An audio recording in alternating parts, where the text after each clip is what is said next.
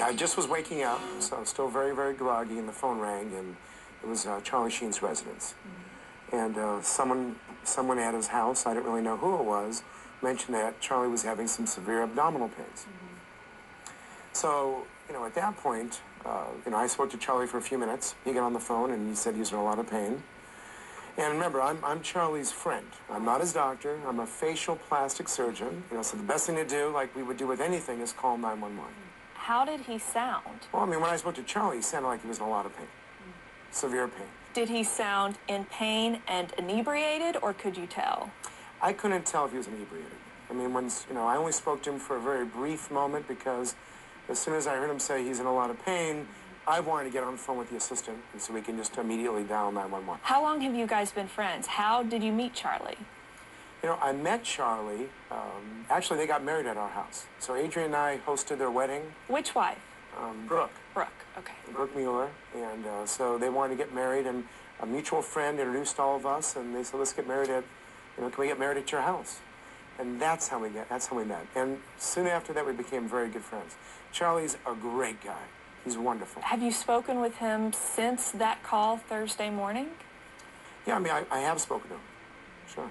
And what did he say? Well, I was already at the hospital. I was actually, someone was in the hospital when he was there. And, of course, I wanted to check on him, make sure everything was getting set up properly. And, matter of fact, that night, since he was already checked out, I wanted to make sure he got home safe since there was a lot of media outside. I took him home and we had a nice conversation, about all kinds of things. And it was very lighthearted, but, a little bit serious at times. And took him home, and then his friends came over, and then I left.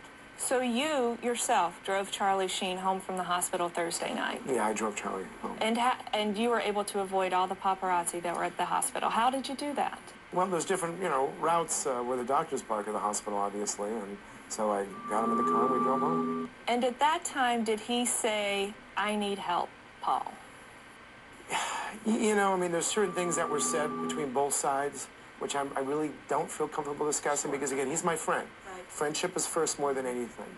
Are you hopeful that he will get the help he needs to maintain his sobriety? Because a lot of people around him, fans, friends, family, are very concerned for him.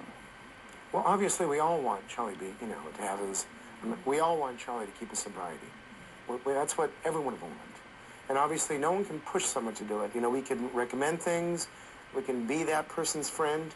God willing, this was maybe a little bit of a scare for him, and this might be it. His manager is saying that he's not rehabbing in a traditional rehab facility. Rather, he's doing it at home to protect his privacy.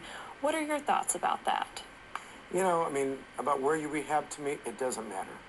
To me, this is my opinion. I'm not an expert on this.